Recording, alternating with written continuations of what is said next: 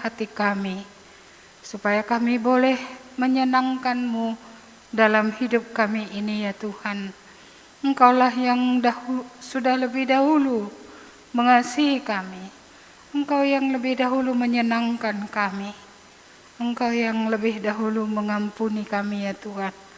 Karena itu, berilah supaya hati kami menjadi baru. Dan kami mau menyenangkan hati Tuhan. Dan kami mau melakukan apa yang Tuhan katakan. Kami menyerahkan lagi semua kami ke dalam tangan-Mu. Kiranya kemurahan Tuhan turun atas kami. Supaya ada perkataan-Mu yang boleh kami pegang hari ini dalam hidup kami ya Tuhan. Boleh mengubahkan hidup kami. Dan boleh hidup kami makin hari makin seperti yang Tuhan mau. Mari Tuhan berkatilah hamba-Mu yang akan menyampaikan firman-Mu. Supaya roh Allah yang suci akan memberikan kekuatan. Dan setiap firman itu oleh Roh Kudus akan mencapai apa yang Tuhan mau. Berkatilah setiap orang yang mendengar firman Tuhan ini pada pagi hari ini. Supaya tidak ada satupun yang dilewatkan oleh Tuhan. Dalam nama Tuhan Yesus kami berdoa. Amin. Silakan duduk Bapak Ibu, Saudara-saudari.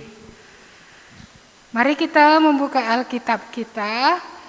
Kita akan melihat dari Matius pasal yang ke-18. Matius 18 ayat yang ke-21 sampai ayat yang ke-35. Ya. Matius 18 ayat 21 sampai 35. Saya bacakan, demikian firman Tuhan. Kemudian datanglah Petrus dan berkata kepada Yesus, Tuhan, sampai berapa kali aku harus mengampuni saudaraku jika ia berbuat dosa terhadap aku? Sampai 7 kali? Yesus berkata kepadanya, bukan. Aku berkata kepadamu bukan sampai 7 kali, melainkan sampai 70 kali 7 kali. Sebab hal kerajaan sorga seumpama seorang raja yang hendak mengadakan perhitungan dengan hamba-hambanya. Setelah ia mulai mengadakan perhitungan itu, dihadapkanlah kepadanya seorang yang berhutang 10.000 talenta. Tetapi karena orang itu tidak mampu melunaskan hutangnya, raja itu memerintahkan supaya ia dijual beserta anak istrinya dan segala miliknya untuk pembayar hutangnya. Maka sujudlah hamba itu menyembah dia, katanya, sabarlah dahulu, segala hutangku akan kulunaskan. Lalu tergeraklah hati raja itu oleh belas kasihan akan hamba itu, sehingga ia membebaskannya dan menghapuskan hutangnya. Tetapi ketika hamba itu keluar, ia bertemu dengan seorang hamba lain yang berhutang 100 dinar kepadanya. Ia menangkap dan mencekik kawannya itu, katanya, bayar hutangmu.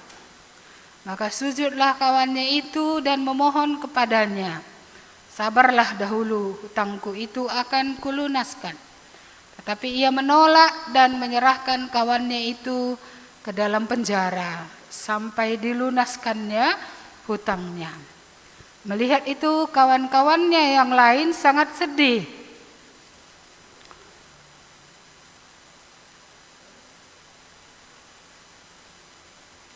Lalu menyampaikan segala yang terjadi kepada tuan mereka. Raja itu menyuruh memanggil orang itu dan berkata kepadanya, hai hamba yang jahat, seluruh hutangmu telah kuhapuskan karena engkau memohonkannya kepadaku.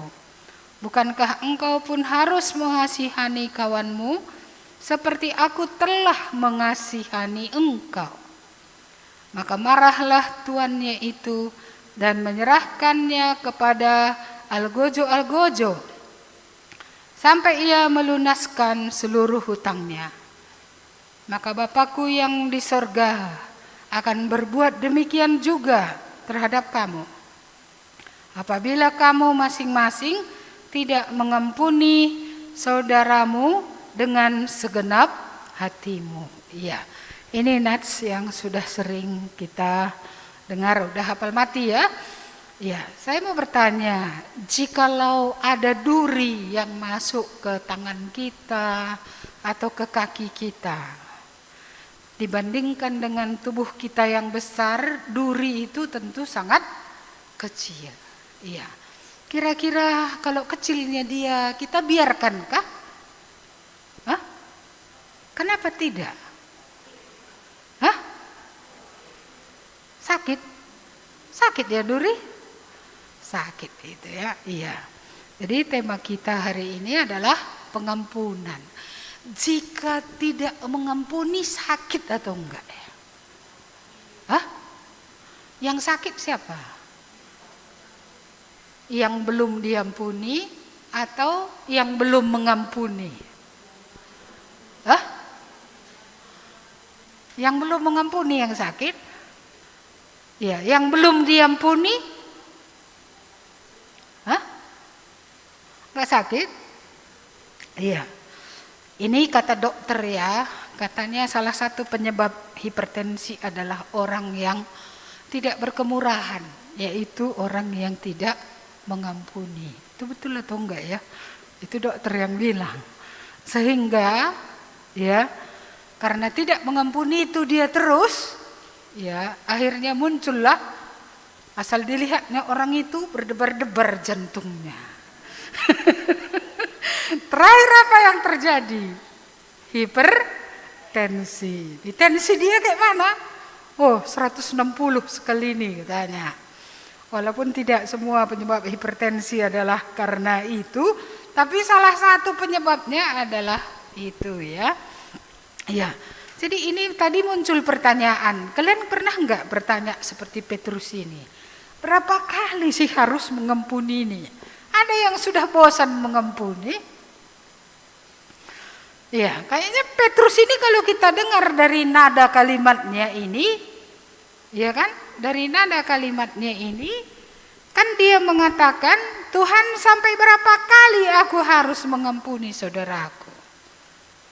Berarti dia sudah pernah mengampuni. Iya, apakah ini hanya pertanyaan ingin tahu dia informasi berapa kali mengampuni? Saya rasa enggak. Dia sudah mempraktekkan pengampunan. Tapi orang ini bagaimana? Iya, salah lagi. Sehingga sampai muncul pertanyaannya. Kalau sudah kuampuni 2 kali, 3 kali, 4 kali, 5 kali, enggak cukup itu? Sehingga muncul pertanyaannya, berapa kalikah seseorang itu harus kuampuni? Iya. Jika ia berbuat dosa terhadap aku. Iya. Saya mau bertanya, berapa kali Tuhan harus mengampuni kita? Ada yang bisa jawab? Berapa kali? 1 kali? 2 kali? 3 kali? Berapa kali kamu butuh pengampunan? Saya kira setelah pun diampuni dosa yang terbesar itu, apa dulu yang paling besar, masih ada dosa kecil-kecil, tapi tetap namanya dosa juga, yang kita memerlukan pengudusan Tuhan, pengampunan Tuhan hari lepas hari. Di masa pandemi ini banyak orang yang work from home, bekerja dari rumah. Bertemu dengan orang yang sama 24 jam 7 hari, kira-kira bisa menyebalkan atau enggak? Kan enggak sebal dengan orang serumah? 24 jam loh. Dan itu tiap-tiap hari dalam seminggu. Iya, kecuali kan malaikat, kurasa masih akan ada gesekan. Masih ada rasa gak enak, masih ada mungkin pala, ya kan?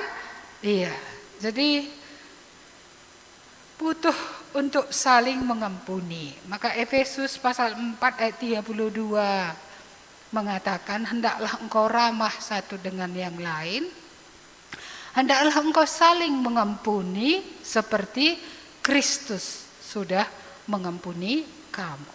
Jadi kita melihat bahwa yang duluan mengampuni bukan manusia. Kristusnya lebih dulu yang mengampuni. Dia memberikan dirinya. Dia bukan saja mencurahkan darahnya di kayu salib bagi pengampunan dosa, tetapi dalam dia mencurahkan darahnya itu berarti bahwa ada pengampunan dosa. Dia yang lebih dahulu mengampuni. Iya, karena itu dia mengatakan, setelah aku mengampuni engkau, hendaklah engkau saling mengampuni. Jadi pengampunan adalah anugerah yang kita terima. Itu anugerah dari Tuhan. Pengampunan bukan tabiat manusia. Tabiat daging manusia bukan mengampuni, tapi membalaskan. Anak elo terban bage. Kan gitu ya? Iya, gak bisa. Tabiat manusia cenderung untuk membalas. Kalau gitu dibuatnya, aku pun bisa. Iya, begitu ya. Sehingga ketika dia lewat dari sana, yang ini lewat dari sini. Atau lebih parah lagi, bukan saja menghindar seperti itu, tapi ada pembalasan dalam bentuk-bentuk yang beragam. Ada pembalasan dalam bentuk yang beragam.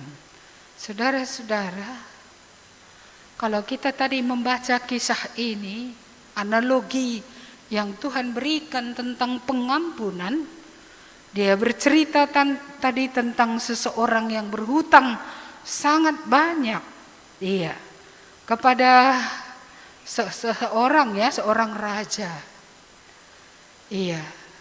Dan hutangnya ini saya menghitung kembali, itu adalah gaji dari 10.000 orang selama 72 tahun.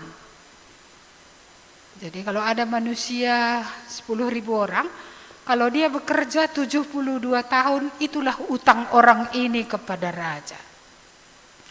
Dengan apa lagi dia membayarnya? Walaupun tadi dia bilang, sabar ya, nanti ku bayarkan. Dengan apa dia bayar kalau gaji 10.000 orang selama 72 tahun? Dijual pun dirinya dan seluruh hartanya, ya, dan anaknya pun dijual, istrinya pun ikut dijual, pun takkan mampu membayar. Kalaupun dia sendiri pun dijualnya dirinya kepada orang, kan ada harga budak ya, harga manusia, nggak mampu membayar. Makanya sombong juga dia ketika dia bilang, sabarlah nanti ku bayarkan. Mau dengan apa dibayarkannya? Iya. Tapi masih begitu juga kalimatnya, nanti ku bayarkan. Gimana mau dibayar utang 10.000 orang kerja 72 tahun? Tapi raja itu tadi kata kuncinya adalah tergeraklah hatinya oleh belas kasihan. Iya, dan dia menghapuskan utang yang begitu banyak ini tadi. Utang 10.000 pekerja selama 72 tahun. Dia bilang lunas. Wah, mantap ini ya. Lunas. Iya. Enak. Lunas. Iya. Seharusnya orang ini bagaimana ya? Bersyukur, waduh betapa besarnya kemurahan raja ini kepadaku. Kujual pun semua, diriku pun terjual, anakku dan istriku pun terjual, rumah dan apa yang ada bajunya pun semua dijual, tidak mampu membayarnya. Tapi dia beroleh kemurahan. Dia beroleh kemurahan. Iya. Hutangmu lunas. Iya. Lalu kita tahu bahwa ada orang lain yang berhutang kepada orang ini tadi. Hutang orang itu sedikitnya 100 dinar. 100 dinar itu gaji 100 hari. Satu orang. Karena upah orang biasanya 1 dinar sehari. Masih ingat cerita perumpamaan itu? Kerja dia dari pagi sampai sore dikasih 1 dinar. Dan karena dia berkemurahan, ada juga yang masuk jam 3 sore kasihnya juga 1 dinar. Karena dia berkemurahan, bukan karena layak orang itu menerima 1 dinar. Karena kerjanya kan hanya jam 3 sampai jam 6. Jadi 100 dinar. Gaji 100 hari cuman pridonna utang orang kepada dia. Tapi dicekiknya leher orang. Dicekiknya leher orang. Lalu kemudian dimasukkannya lah orang itu ke dalam penjara. Kenapa sampai seperti itu? Kenapa sampai seperti itu? Utangnya yang banyak, gaji 10.000 pekerja selama 72 tahun. Raja bilang, ya lunas, bersih, tidak kutuntut lagi dari kepada kamu. Kenapa hanya 100 dinar utang orang kepada dia, lalu ditariknya leher orang, dituntutnya orang itu terus. Sekalipun orang itu seperti dia tadi juga berkata, aku tolonglah, sabarlah, belum sanggup aku membayarnya, katanya. Kalau 100 dinar masih mungkin kan untuk dibayar, karena itu hanya gaji 100 hari. Tapi kalau gaji 10.000 orang selama 72 tahun, gimana mau membayarnya? Saudara-saudara, inilah analogi yang Tuhan berikan sebagai gambaran daripada pengampunan. Betapa besarnya pengampunan yang diberikan oleh Tuhan kepada manusia. Berapa banyak sih hutang dosa manusia kepada Allah? Berapa kali manusia berdosa dalam hidupnya? Dia sudah dilahirkan dalam dosa, bertumbuh dalam tabiat dosa, dalam perkataan berdosa, dalam pikiran berdosa, dalam hati berdosa, dalam perbuatan berdosa. Ya, saudara-saudara, layakkah orang yang berhutang banyak ini tadi dilunaskan hutangnya? Layakkah kita? Tuhan bilang sama kita, anakku, dosamu yang banyak itu sudah diampuni. Tidak ada yang layak menerima itu. Tapi mengapa kita senang menerima pengampunan lalu kita tidak senang mengampuni? Tidak senang. Dihitung-hitung kesalahan orang kepada kita, pastilah lebih banyak salah kita kepada Tuhan. Tapi kalau salah orang, kita tarik juga leher bajunya. Iya kan, kita tarik juga leher bajunya. Ya, seperti orang ini tadi, kau harus membayarkan hutangmu, kau salah, kan gitu ya. Iya, sampai kau lunasi baru ku lepaskan kau. Berapa lama kita sampai melepaskan orang dari kesalahan? Berapa lama? Iya, hari ini saya ingin kita mengevaluasi, ya, berapanya besarnya kasih Tuhan yang kita terima ketika Kristus mati di kayu salib untuk dosa kita. Ketika dia berkata, anakku, your sins have been forgiven. Dosamu sudah diampuni. Berapa banyak itu? Iya, lalu berapa banyak ketidaksempurnaan ataupun kesalahan, jelas-jelas kesalahan, belum tentu juga kesalahan. Tapi kalaupun itu kesalahan, berapa banyak salah orang kepada kita. Ketika orang ini tadi menerima kemurahan, tetapi dia tidak mau memberi kemurahan,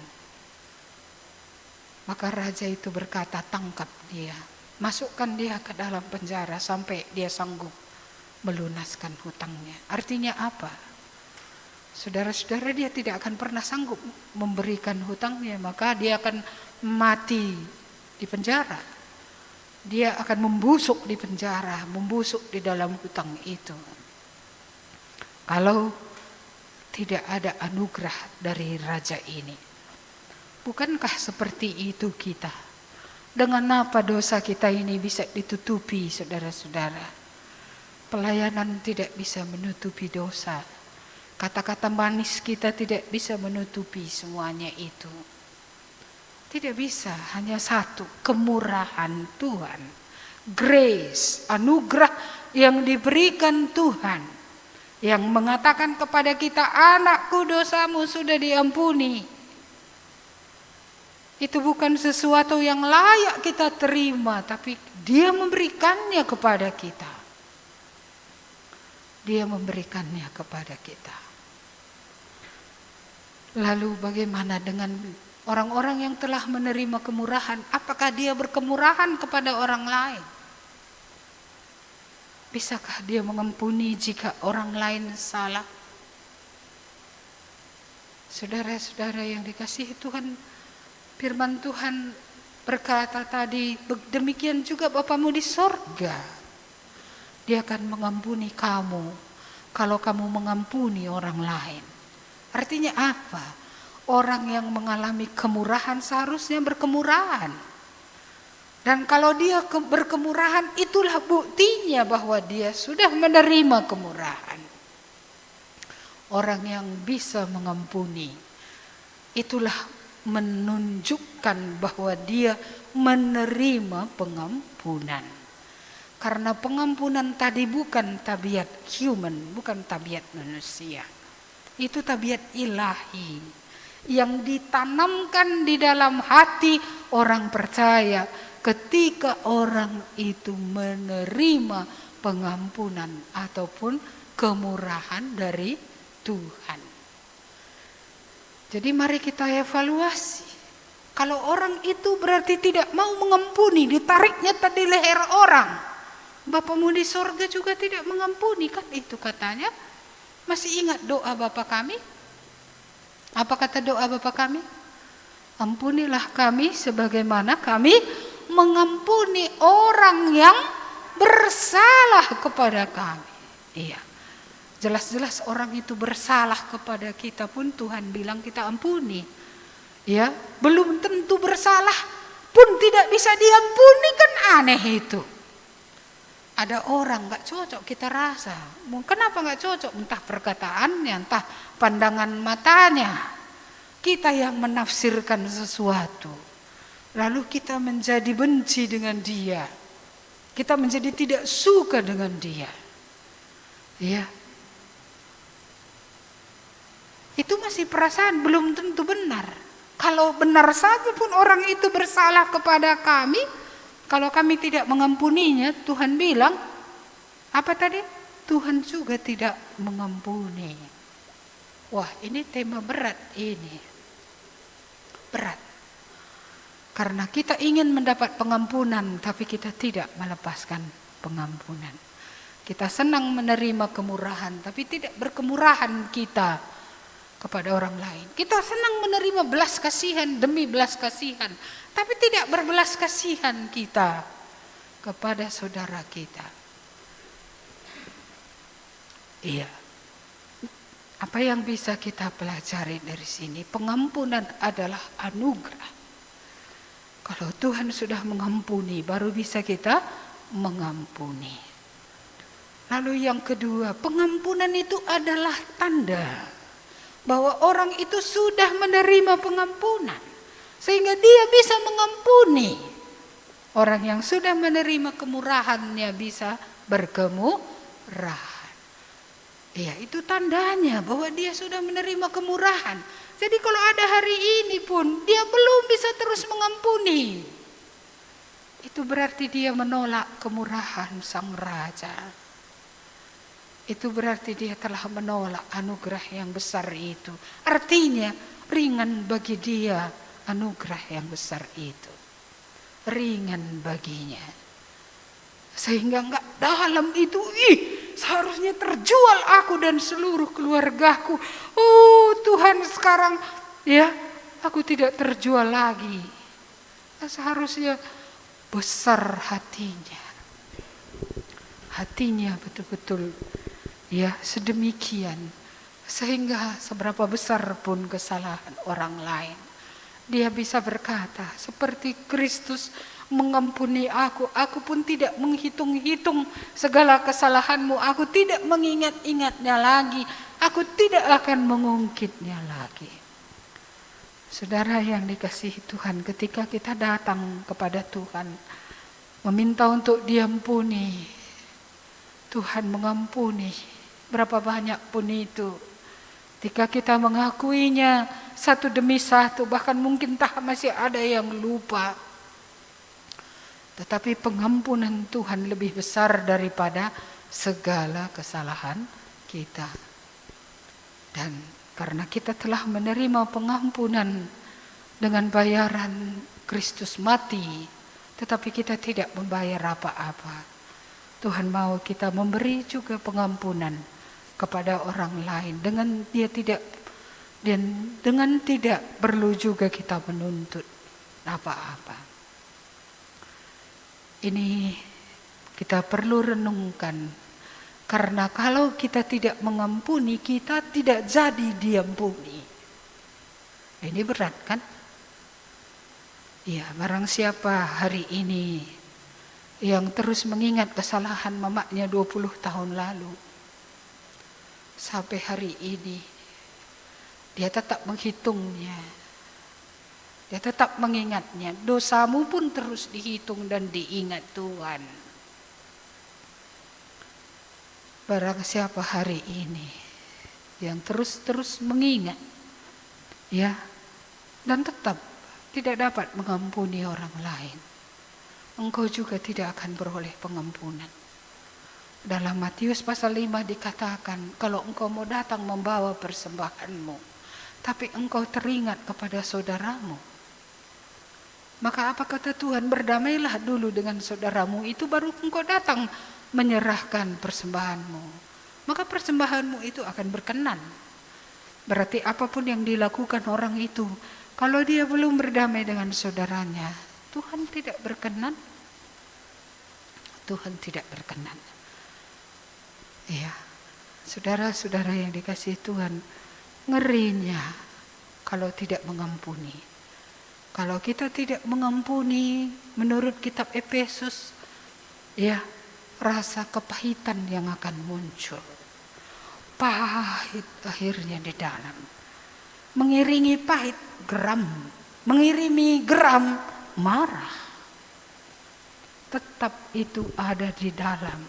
Tidak ada kemerdekaan sama sekali. Tidak ada. Dan kalau kita tidak mengampuni, tidakkah hati kita juga terus dituduh? Kau sendiri tidak mengampuni. Ada rasa bersalah, feeling guilty. Itu tetap akan ada. Karena tuduhan itu akan tetap ada. Kau hanya bisa bicara, tapi kau tidak melakukannya. Tidak laku bagi Tuhan kata-kata kalau itu tidak dilakukan. Ada pengampunan. Pengampunan Tuhan membuat dosa kita diampuni, rasa bersalah kita diangkat. Pengampunan Tuhan, ya, membuat kita merdeka. Kita merdeka. Tidak ada tuduhan rasa bersalah. Maka seperti itu juga ketika kita mengampuni orang, kita memerdekakan orang itu dari kesalahannya. Dan saudara-saudara, orang itu berbahagia, iya, tapi kita juga berbahagia. Jangan berpikir bahwa orang yang menerima pengampunan, yang diampuni itu saja berbahagia. Kita pun bahagia kalau kita sudah melepaskan pengampunan. Karena itu tidak menggerogoti kita lagi. Ya, tidak membuat marah tetap ada, tidak membuat geram tetap ada, tidak membuat kepahitan ada. Tidak membuat kepahitan itu ada. Ketika kita mengampuni, kegeraman hilang, kemarahan hilang, ya.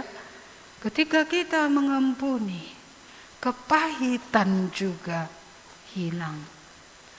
Kita sembuh Bukan orang yang diampuni itu aja yang sembuh dari dosanya. Kita pun sembuh. Iya. Kenapa orang ada sampai hari ini tidak sembuh-sembuh ya?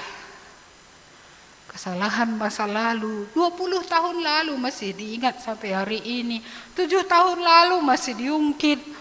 Atau sebulan lalu masih menyala. Saudara-saudara yang dikasihi Tuhan, jika Tuhan juga berbuat demikian, mau jadi apa kita? Kalaupun diputarnya lagi sejarah hidup kita, difilmkan dan diputarnya, lalu dipertontonkannya, ini yang kamu buat, ini yang kamu buat, ini kamu buat, siapa yang dapat tahan? Siapa yang dapat tahan? Di dunia ini pun kalau terus-menerus diputar film dosa kita ini, nggak bisa kita tahan hidup. Apalagi pada hari pengadilan. Tapi jikalau kita tidak mengalami pengampunan, bukankah tidak akan berhenti putaran film ini terus? Dan rasa bersalah terus menggigit juga. Dan tabiat yang dosa yang belum selesai itu menghancurkan diri kita. Sebenarnya orang yang sedang berdosa sedang menghancurkan dirinya sendiri tanpa dia sadari. Dia sedang membakar dirinya dengan api. Iya, cuma mungkin dia belum lihat bagaimana akibatnya. Iya. Mari kita kembali ke sini tadi. Alangkah hebatnya anugerah yang diterima oleh orang yang berhutang banyak ini tadi. Ya, alangkah hebatnya dan alangkah hebatnya anugerah yang kita juga terima ketika dosa kita diampuni. Karena itu sama seperti Tuhan tadi katakan, kalau engkau sudah menerima kemurahan, berkemurahanlah. Jika engkau sudah diampuni, mengampunilah. Itulah yang juga harus kita lakukan. Demi kemuliaan Tuhan. Juga demi nyawa kita sendiri. Karena kalau kita tidak mengampuni, nyawa kita pun terancam. Kenapa tidak terancam? Kalau dosa itu akan merusak kita terus, menimbulkan kepahitan. Ya. Siapa yang percaya jikalau saudara terus pahit, saudara tidak akan menjadi keras dan akhirnya membelakang itu?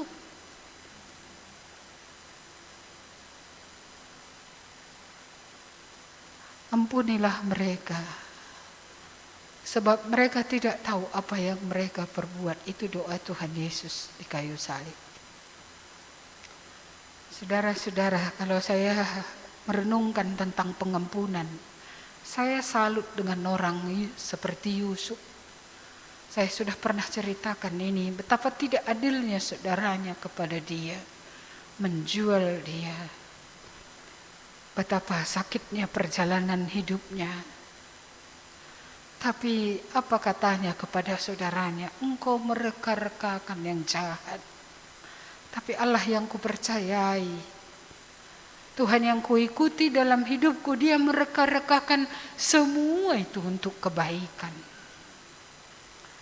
Ketika saudaranya itu datang setelah ayah mereka Yakub mati, Israel mati, mereka takut dia akan membalas.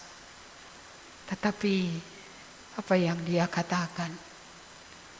Akukah pengganti Allah?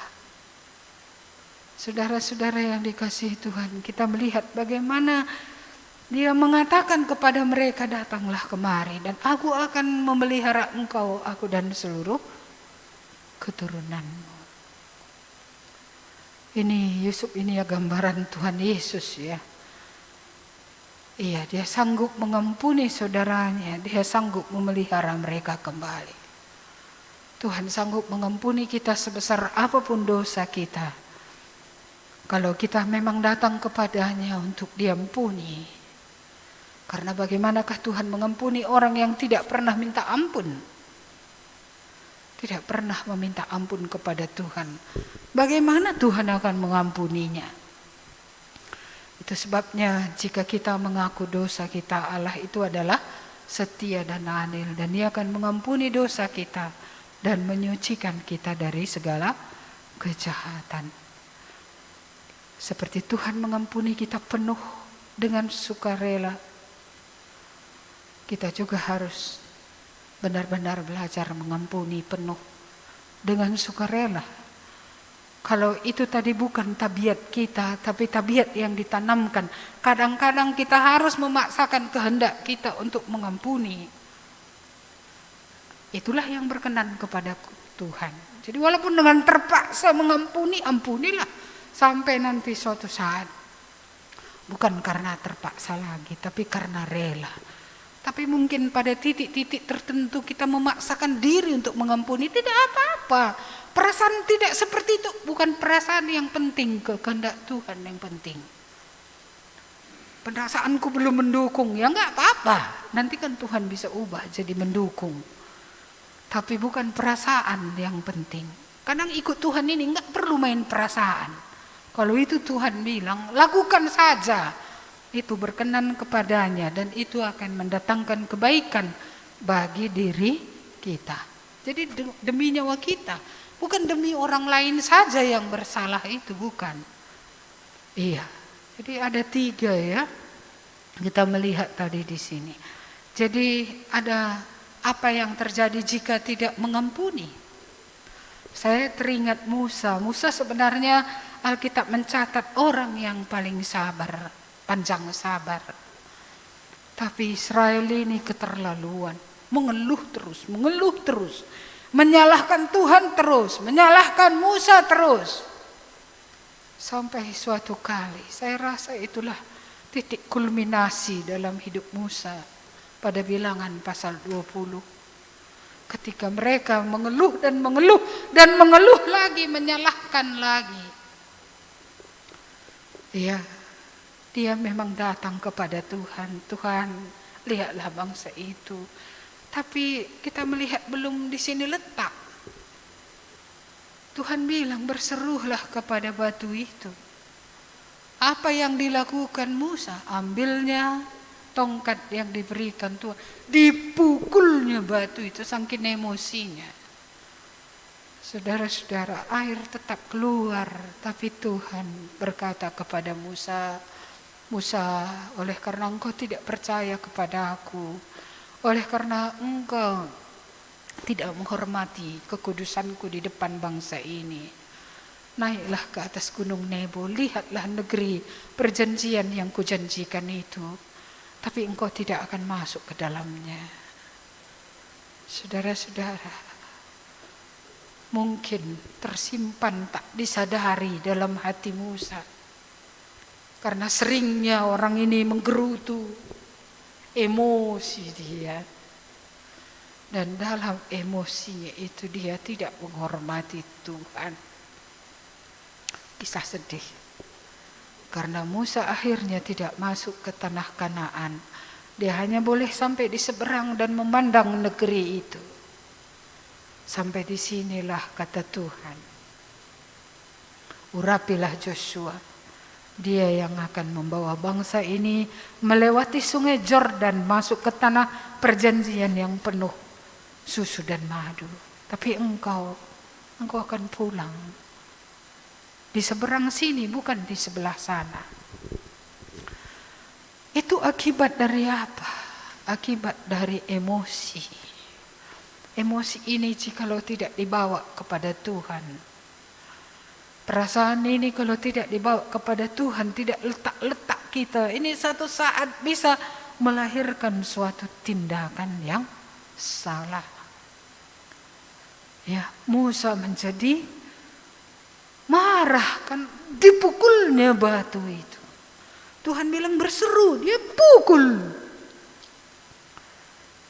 Kepahitan saya rasa sudah ada dalam Musa ini tumbuh. Karena bangsa ini 40 tahun mengeluh terus. Tapi Tuhan tidak bisa kita bilang sama Tuhan, kan karena mereka begitu Tuhan maka aku begini. Saya dulu sering pembelaan saya gitu ya. Saya juga tidak gila, saya nggak marah kalau nggak salah kalian, saya bilang. Iya, pembelaan diri. Tapi di hadapan Tuhan kayaknya nggak laku ini. Ya, nggak laku. Karena kalau laku Tuhan bilang ya nggak apa-apa Musa, wajar kau marah. Tapi Tuhan tidak membela Musa. Tuhan tidak membela Musa. Tidak ada alasan untuk tidak mengampuni. Kalau kita sudah menerima belas kasihan dan kemurahan Tuhan, tidak ada alasan. Bagaimana kira-kira ini ya?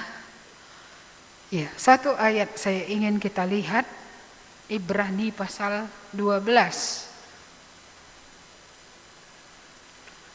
Apa akibatnya yang lain lagi kalau kita tidak mengampuni? Ibrani pasal 12 ayat yang ke-15.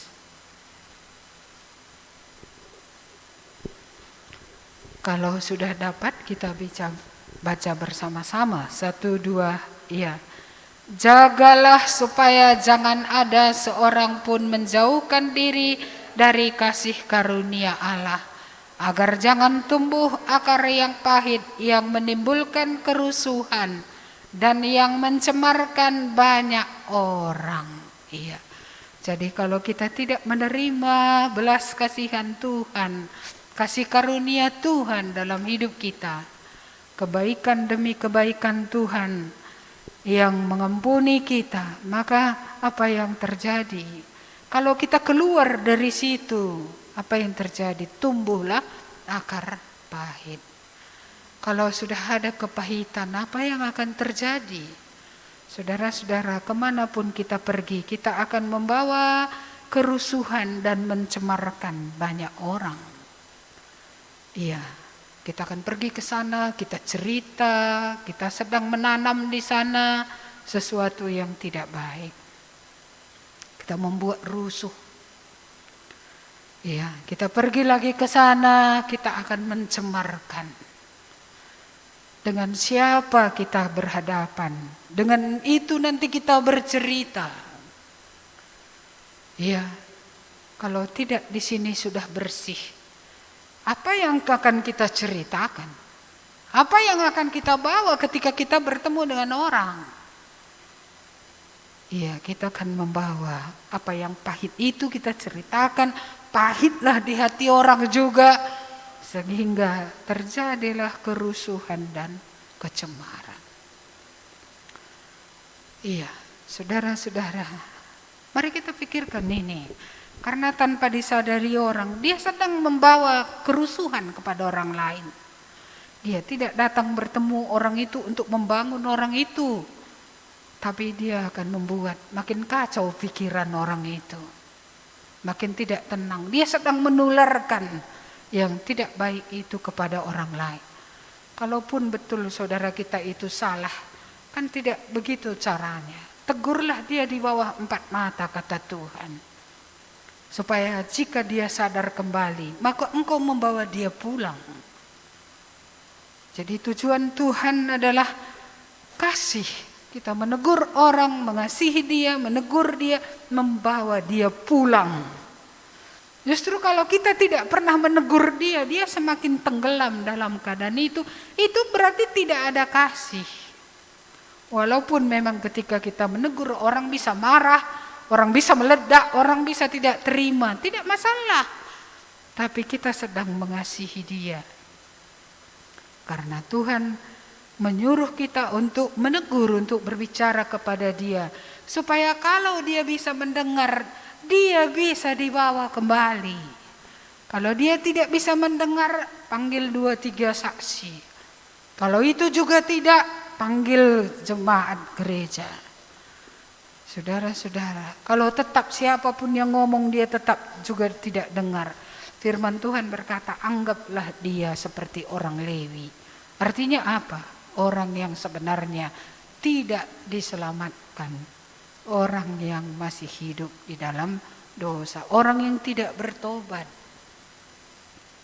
Jadi jelas Tuhan mengaturkan relasi di antara saudara dengan saudara. Kalau ada yang salah, tegur empat mata. Kalau dia tidak mau mendengarkan, siapa saksi mata yang melihat akan hal itu? Jangan undang saksi mata yang tak pernah melihat itu, yang tidak berhubungan dengan hal itu. Tapi ingat, tujuannya bukan mendiskreditkan dia, bukan. Tujuannya menyelamatkan dia. Siapa tahu dia masih bisa dibawa pulang. Iya, saudara-saudari yang dikasihi Tuhan, banyak kerusuhan muncul oleh karena apa? Pahitan yang tidak diselesaikan. Kegeraman, kemarahan, kepahitan, hati yang tidak mengampuni, itulah kuncinya. Dan jika tidak ada pengampunan, bukan saja orang itu tadi tidak bisa masuk surga. Iya, karena kalau dalam doa Bapa kami itu, ampunilah kami seperti kami mengampuni orang yang bersalah kepada kami. Jika orang tidak diampuni, bisakah dia diselamatkan? Bisakah orang yang tidak peroleh pengampunan, kemana tadi dilemparkan? Ya, orang yang beroleh kemurahan banyak tapi tidak menghargai itu, dimasukkan lagi tadi ke dalam penjara.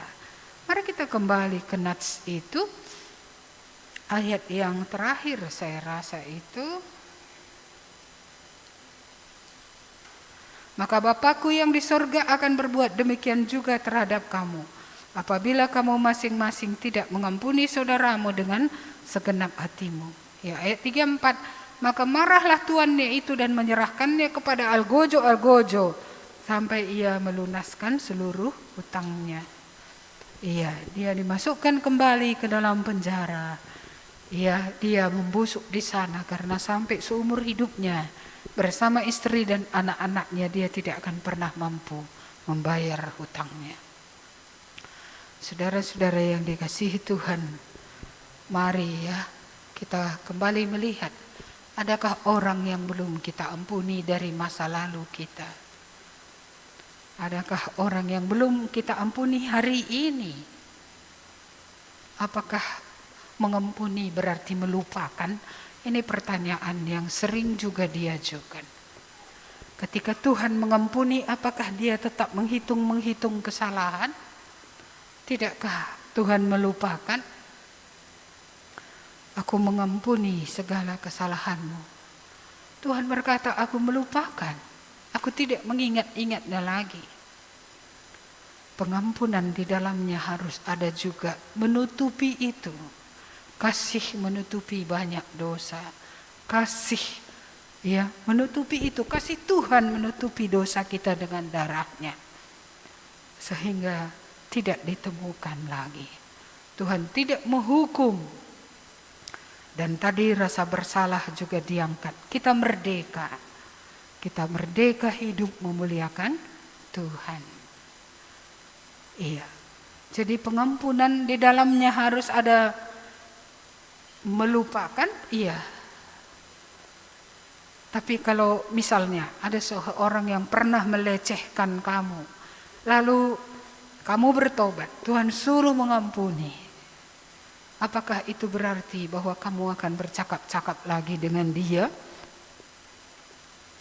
Saudara-saudara yang dikasihi Tuhan, Tuhan berkata, tuluslah seperti merpati, tapi cerdiklah seperti ular. Karena dia bukan orang yang sudah diselamatkan, kita tetap harus waspada. Jagalah hatimu dalam segala kewaspadaan. Ya, supaya jangan nanti kita, artinya karena tidak waspada menjadi celaka. Iya, jadi kalau apakah pengampunan berarti melupakan? Ya, apakah itu berarti kita kawan dekat seperti itu tergantung kepada apakah orang itu datang kepada Tuhan atau tidak. Kalau dia tidak datang, ya kejahatan itu kan masih tetap ada di dalam dia. Hatinya yang jahat itu kan masih tetap tebal.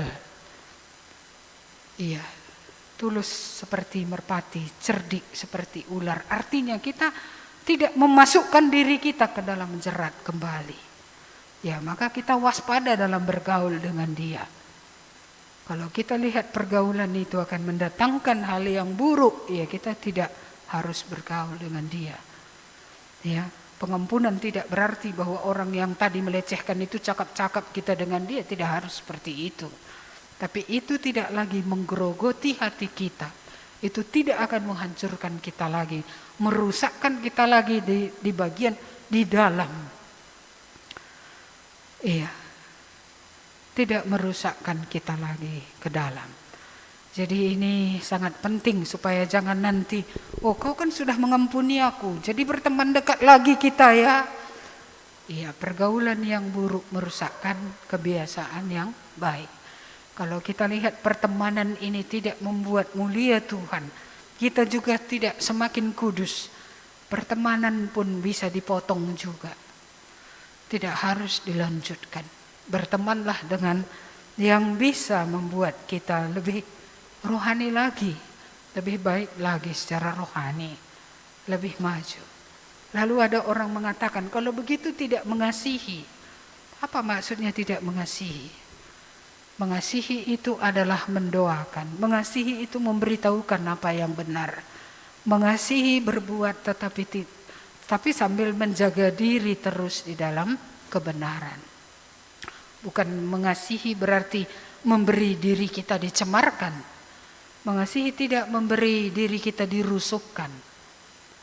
Ya, mengasihi tidak berarti memberi telinga kita untuk apa yang tidak perlu kita dengar kalau hal itu tidak membangun.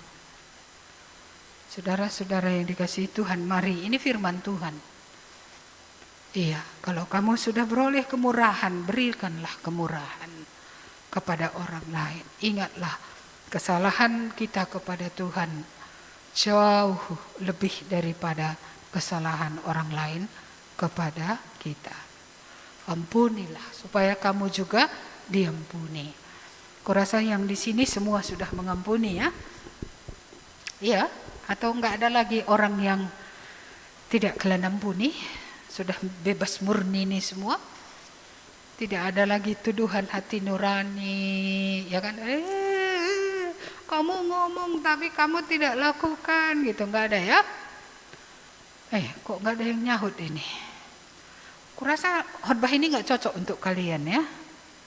Tidak ada yang perlu kalian ampuni kan? Tidak ada kah? Iya. Ada orang yang sampai hari ini orang tuanya pun tak terampuninya. Itu terus menggerogoti dia dari dalam. Imannya takkan pernah bisa maju selama dia belum lepas dari hal itu. Iya, ada orang trauma masa lalu, kan banyak masa lalu ini, entah apa saja. Kita diperlakukan tidak adil, mungkin kita pernah difitnah, mungkin kita pernah dirugikan, entah apa yang pernah orang lakukan terhadap kita. Kalau kita tidak mengampuni, kita tidak diampuni. Dosa kita tetap, bahkan akan muncul kepahitan, kita akan bertambah rusak, kita akan bertambah parah. Tidak akan pernah kami bisa memegang firman Tuhan dengan sepenuh hati. Lepaskanlah pengampunan. Suami-suami, ya ampunilah istri. Istri, ampunilah suami. Orang tua, ampunilah anak-anak ini yang kadang tidak tahu berterima kasih. Anak-anak, ampunilah orang tuamu juga, karena mereka hanya manusia biasa, mereka tidak sempurna.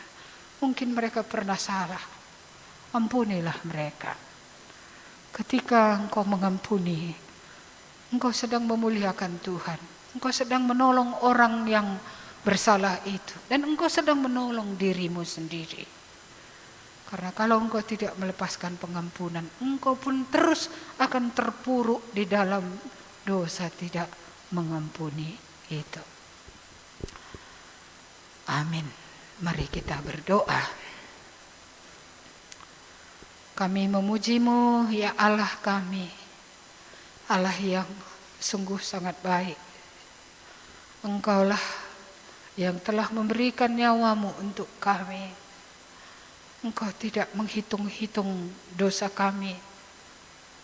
Engkau tidak memutarnya dalam hidup kami ketika kami sudah datang untuk memperoleh pengampunan itu.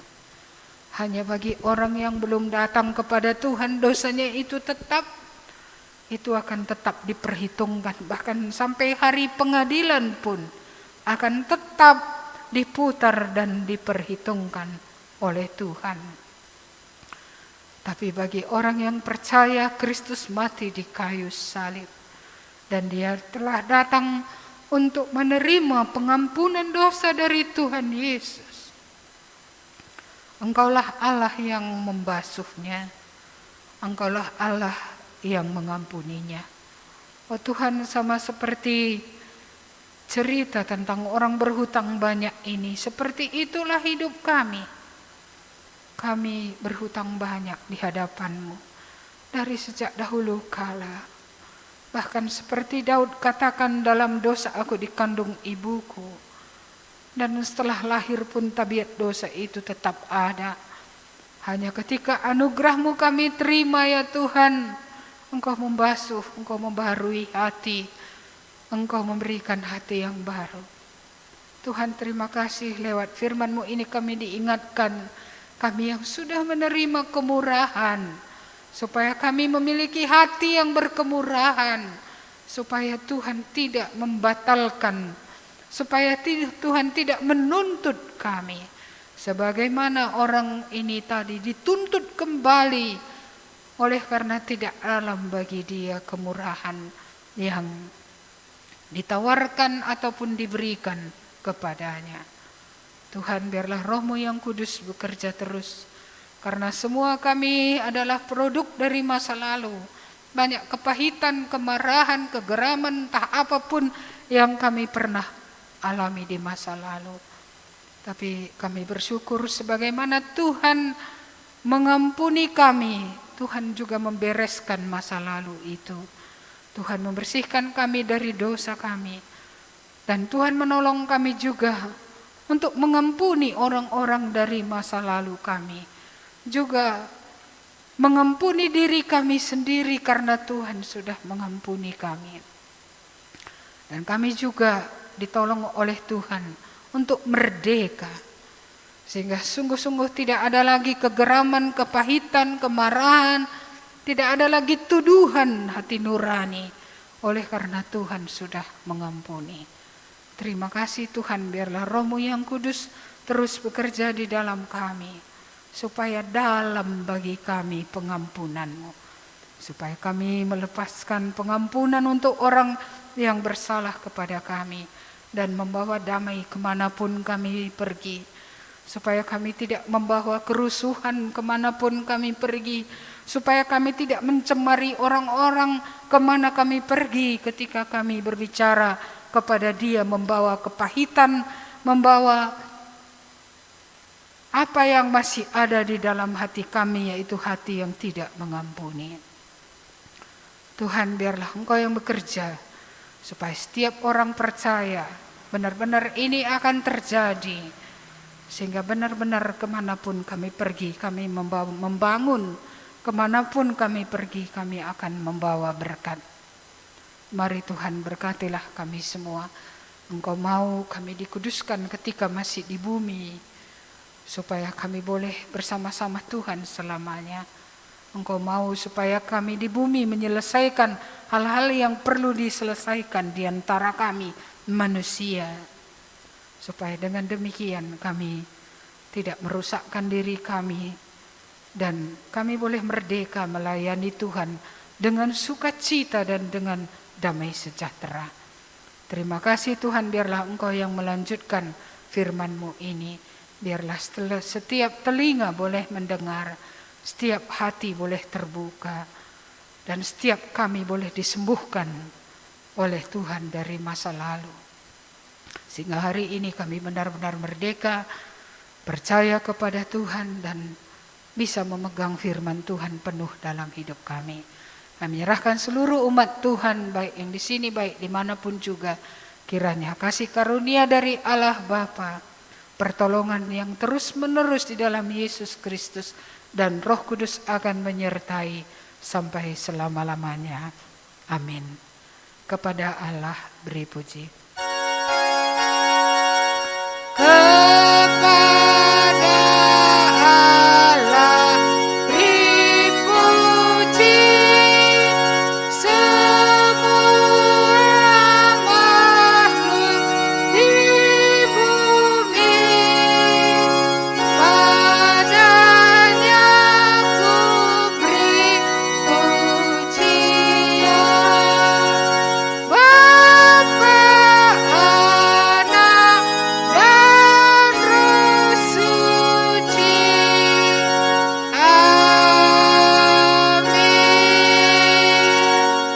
Amin. Selamat hari Minggu. Tuhan memberkati ya, juga yang di rumah.